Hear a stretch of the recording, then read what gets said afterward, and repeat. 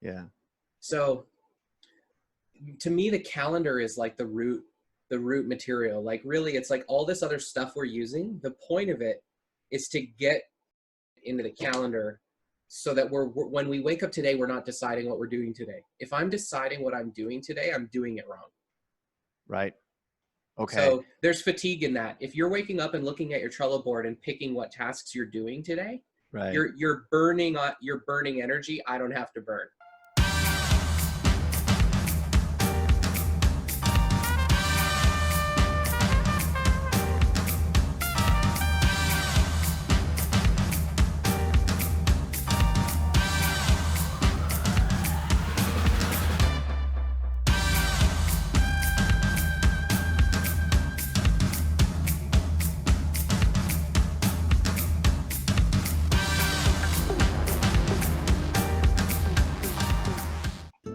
So sort of like 3 layers. I have a Trello board for every project that we do. Every project that we set up a Trello board for, we create a relationship to a card on a client dashboard. So like layer 1 is all the projects, layer 2 is like the client dashboard. And then what I do is I have a third-party tool called Unito, which is like a plugin for Trello that I use to synchronize all of the cards from my client dashboards onto a single master project board.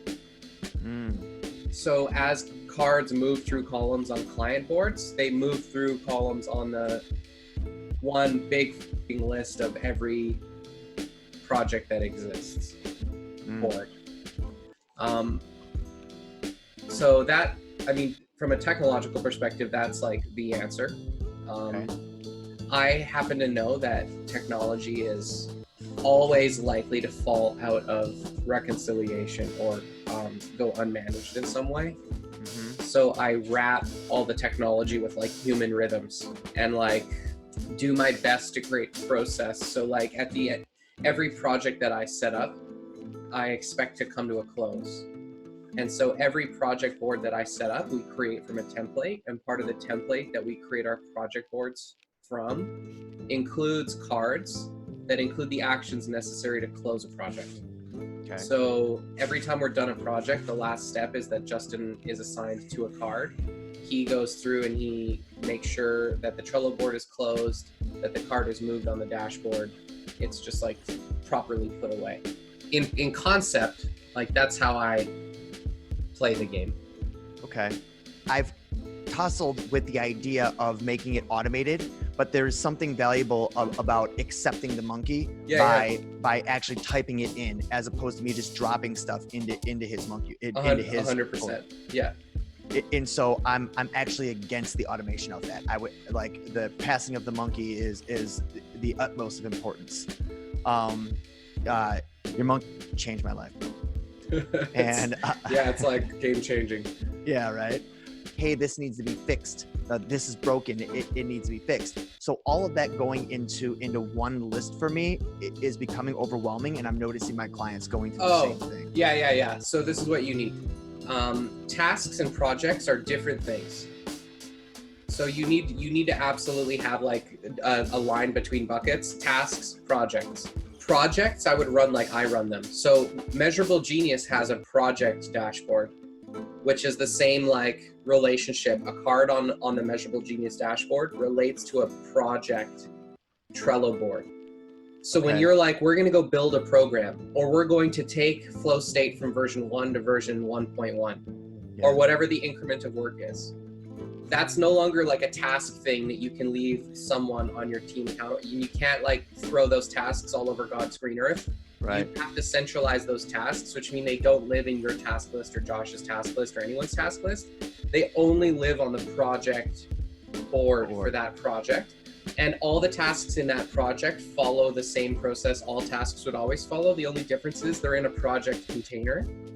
And then what you're doing is you have to have a weekly rhythm to review all open projects and make sure the accountability lap is happening, because they're outside of like your traditional task management systems. Like you can expect a human to be accountable to their own task management system, And some of your humans might choose to like use Butler to link their cards together. And I don't mandate that here. Half my company does it, half my company doesn't do it. I do not do it. What I commit to is that every week we do our team meeting. We go through like the flow state project. If there's cards on that board that I'm accountable to, they hit my calendar. And then next week we're checking in and my work was done or not done. And that's how you make sure that the accountability is there outside of the task management system you would expect me to be accountable to on like a daily basis or something like that. When you're working in your specific Alexander workflow, are you looking at a master board that is for you, or are you jumping in and out of project boards? I literally work only from my calendar. I do not work from a Trello board. I hit my calendar and I refer back to Trello or the informing system that task came from. How are you integrating your Trello board with your calendar? I manually schedule 100% of the work I'm going to do. Okay, so when you are doing that transfer from Trello to calendar, do you do that in an action planning process? So like when we do a project, there's always a kickoff. At kickoff, we schedule our work. Okay. Whenever I receive a task and I'm assigned, like my team schedules me work to do, they don't pass me a task and expect me to schedule it myself. If I was a team member, the accountability would be when I'm assigned a task, it goes into my calendar. Otherwise, it's in purgatory. They add you to the card. So they add Alexander to the card. How does that then get onto your calendar? We do a kickoff meeting. So when a project is first started, the project manager who's owning the project is accountable to scheduling the kickoff meeting. At the kickoff meeting, all parties involved in the project are present. The expectation is before we leave the kickoff meeting, all schedulable work is scheduled. Oh, so it's automatically put into the calendar 3 weeks down the line, 4 weeks Yeah, down that's the line. that's how we bandwidth manage. Like that for me has been like a 5-month journey to like get my 11-person business to get whatever isn't in their calendar from projects past reconcile them back into calendar so that anytime a client asks us to do a project, my response is, I'm going to kick this off. It's going to hit their calendars and they're going to tell you when it'll be done, because that's how we bandwidth constrain. Because at the end of the day, like my calendar dictates how much work I can do. And so every time we hit a new project, it's like nothing gets to skip the line unless it's like 5% of the urgency in life.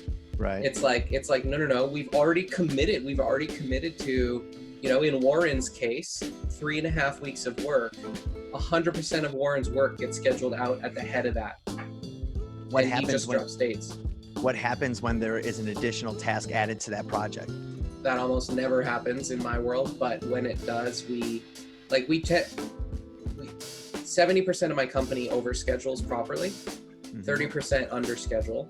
So for the 30% who underschedule, it's way harder to fit in. For Warren, he's scheduling 3.5 weeks in advance, but probably 3 times a week he's pulling from the future forward because he's got time, because he finishes stuff early. So you guys action plan weeks in advance. 100%. My calendar's booked into August easily. How are you? So that's awesome. What's also awesome is how responsive you are. Like I mean, dude, it's one of my, well, there are a lot of things I love about you, Alexander, but it's one thing that I'm so impressed by is how responsive you are. How are you able to be responsive when your calendar is so full? Almost every task I get scheduled is overscheduled by 10 or 20%. Right. So in a day I can get, if I show you my calendar, you'll just know, but it's like, yesterday I probably did 19 scheduled items, and then I can fit in like 3 to 5 things that don't need to be scheduled. It doesn't matter if I change my mind. It doesn't, like 0% of the factors that most people will use to justify game day changing their calendar, I have eliminated from my life. I have just deleted it because Alexander, who scheduled this, was smarter than Alexander today. Like, it's just, I was smarter when I scheduled this. It's scheduled for a reason. I am doing it. There's no maneuvering. I don't even know what I'm doing today. I just wake up in the morning, I look at my calendar, and I do what this tells me to do, which is a level of discipline I think most people do not have. And so because of that, I actually get everything I scheduled done. So therefore, there's very little that I have forgotten about, or there's like a whole loop of sort of things that once they're in place, it's like I'm locked in. I almost never forget anything. I almost never don't do something that needed to be done. And because of that, I'm able to do what's scheduled today without really worrying all that much. Okay. So, you know, you're like, when can we do? I'm just like, it's in my calendar. I just put it. It's like, I have time. There's no question. Nothing is going to come up today that makes me cancel this meeting. I haven't canceled a meeting because of something that's come up in like a year. Yeah. So to me, the calendar is like the root material. Like really, it's like all this other stuff we're using. The point of it is to get shit into the calendar so that when we wake up today, we're not deciding what we're doing today. If I'm deciding what I'm doing today, I'm doing it wrong. Right. Okay. So there's fatigue in that. If you're waking up and looking at your Trello board and picking what tasks you're doing today, right, you're burning energy I don't have to burn. When it comes to building a discovery call funnel, there's a template for that. Everything gets assigned, and then the action planning, if this is going to take 6 weeks, the action planning of that happens at the kickoff. Yeah. So I love that. When someone and weekly meetings though, don't forget the part, like this is like the super important part. With clients, I have a weekly meeting. So you get a weekly meeting where my team is looking at the board to find that might be before it becomes. We do an internal project management lap where Everett, or in this case, Christina now, is doing a lap on her own. And I have a weekly team lap. I have 3 laps that are wrapping around my projects to catch fuck-ups before they're a fuck-up. And so at those weekly rhythms, if something's found, then the card gets created and then it gets scheduled, and we're not at the end realizing it wasn't done. So like those laps, like the fact that I've wrapped it in a weekly rhythm 3 different ways is what mitigates most of the risk for us also. I don't like scheduling windows of time for then choosing what tasks to do. My preference is to, even if I'm just doing a project with myself, I would personally kick off the project and I would schedule each of the tasks into appropriate work periods into my calendar so that I have dedicated attention on each specific task I'm doing.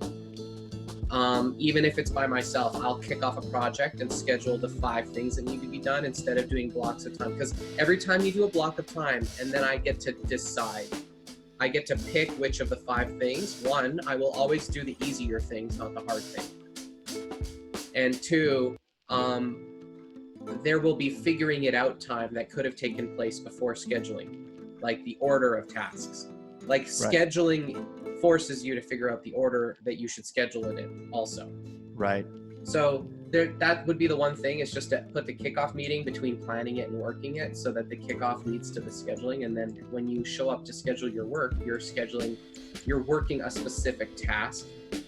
You're not working an ephemeral project. Because one of the things that I've learned about calendaring is if you put an ephemeral concept in the calendar called, here's a project I'm working on, but it isn't like actually locked in what the behavior is that the person's going to do, they'll procrastinate the calendar item or they'll take it less seriously. And not just like work on this, you know, because it's possible to work on project 1 and get nothing done. Yeah, because that's the thing. Like, so we used to actually articulate project tasks as a result. So, you know, like landing page for Flow State is created. I switched all of our language from result orientation to verb noun orientation. So now it just says create the Flow State landing page, which is a very clear action and result. Okay. So like verb noun is like create this thing, and it's not build my program. Right. My question is, what happens next? Like, what does create mean? Does it mean create on the back end, or what does it look like when it's done? Is it published? Is that when it's done creating? Oh, I think that's unnecessary confusion, personally. Like in my world, it's like the landing page is done so let's say there's going to be a video on the landing page. This all has to be decided in planning. So I'm planning the project, so I know exactly what it means. So then at kickoff, if someone had a question, I would answer them because I planned it, so I know. They're like, what do you mean, do a landing page? If there's a video on a landing page, I will constrain scheduling the building of the landing page until the video is done. And most people are good with that. Does not like that. Then it's like, well, you know, there's just confusion. So I choose to do project management in a constraints orientation. If there needs to be copy for a landing page that Spence is going to write, I'm going to ask Spence to write the copy. I'm going to ask Steven to edit the video. And once the copy and the video are done, at our next weekly meeting, I'm going to confirm they're done, pull the landing page out of blocked or stalled, schedule the landing page, because the finish line for the landing page is it's created, the copy is in there, the video's in there, it's published on the website, and we're ready to go. And I have checklists for what that means because I build landing pages all the time, but it should be fairly clear. Like, it means it's done. I could send traffic there and it would not be. There's obviously other parts of the project. So does that mean the project is done? No, but that's also why one of my project management routines is project QA. There's a ritual when the project is done that we sit down with the stakeholders and we go through the entire thing start to finish to just double check, is it done? And sometimes things come up, sometimes they don't come up. I see the value in both, but I prefer what you're speaking of. Well, the reality is I never get the video.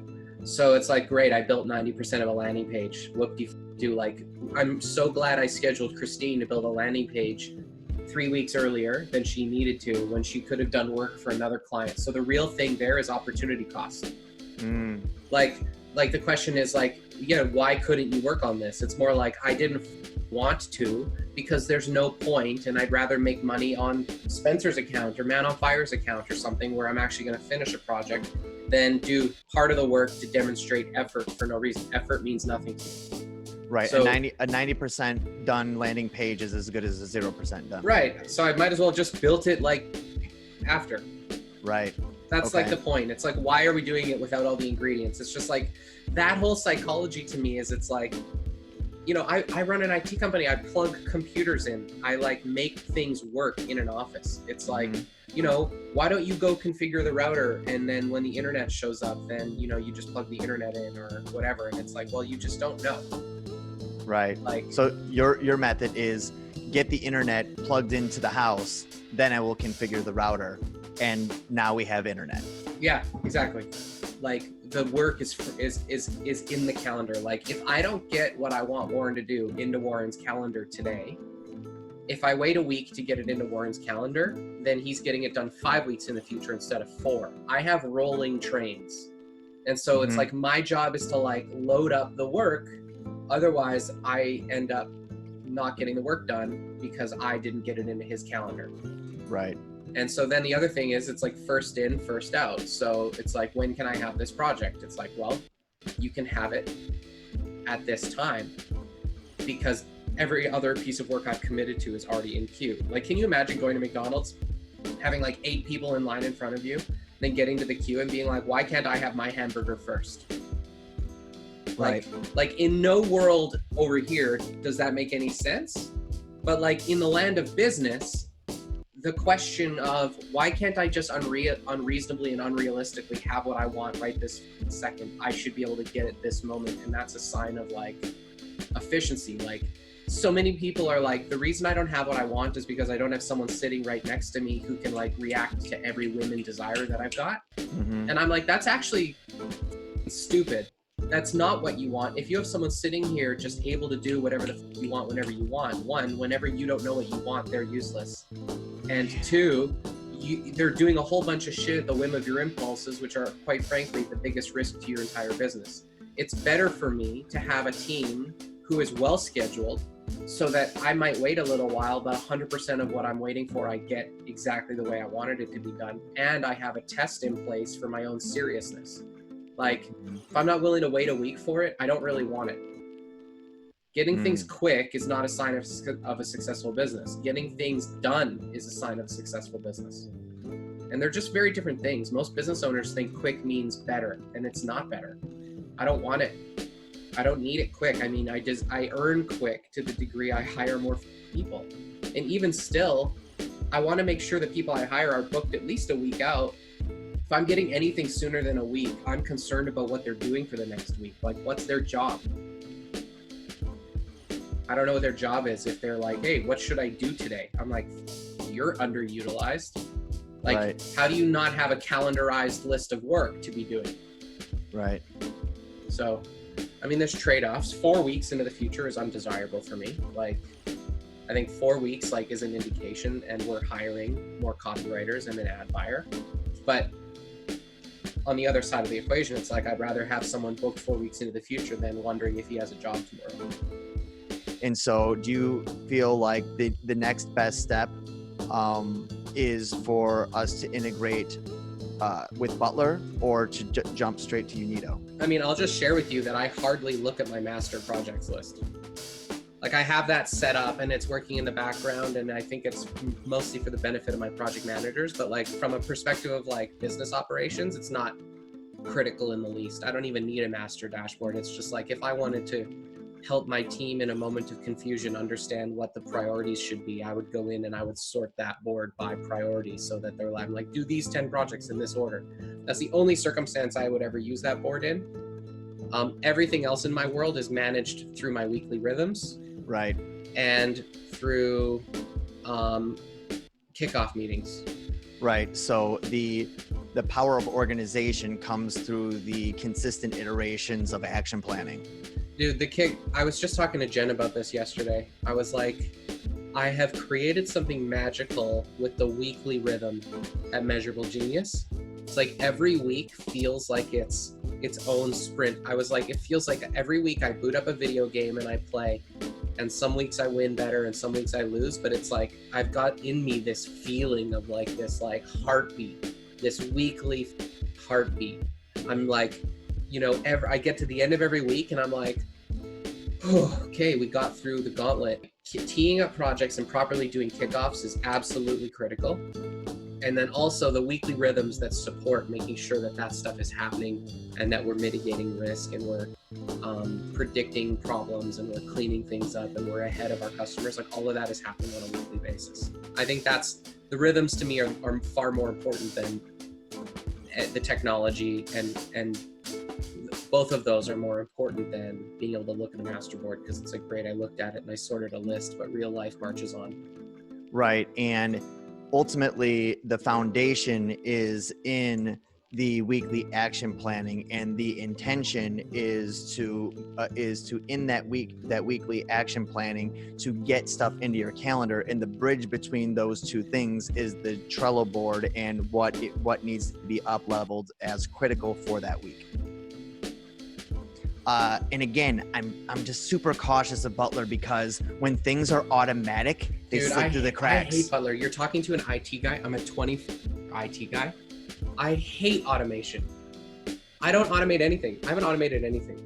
I like 0% of Alexander's life is Butler. I watch my children over here doing their Butler things, and I'm like, are you wasting time? Like, what is happening? How does this actually help you? They're like, it helps. I'm like, okay. I'm like, it seems to me like I do my calendar. I don't know what's so complicated. Yeah. I undermine all of my expertise and my experience and like my, everything else. But dude, I think it's more important to help people establish the ritual of manually reviewing and scheduling. I feel the value in that is in mindfulness. Commitment, action, and those three things are in line. That's when it gets done. But if you have intention and then the commitment is hazy, man, that action's real. Those actions can really slip through the cracks. I mean, even when my team schedules work for me to do, and I show up to it in my calendar, there's a moment of like, what the fuck is this? Right. I still do it. Like, I figure it out, but it's like the energy is completely different. Yeah, because there's it's an energy. Like, okay, like, what am I doing here? Nobody talked to me about this. I actually have no context for it. I didn't get notified. I didn't have a conversation. It's just in my calendar. So I guess I'm figuring this out. And then I'm like, hey, Everett, like, what is this? Right. Like, and now I'm interrupting him. And there's definitely like, even when other people schedule me work, I find it more difficult to do. There's no doubt that I'm doing it, but it's like, it's not like I show up and I know exactly what I do because I scheduled it and I knew what it was and it ended up there. Yeah. Dude, this was everything that I wanted it to be. So thank you. This was awesome. Thank you. Welcome. This is really great. This is super helpful. Thank you very much. Yeah. Tits. Okay. All right, brother. I got to get to my next call. Thank you so much for making this time for us. We super appreciate it. You are a badass, and we love you and your whole team. Thanks. See you later, guys. All right, peace. Bye.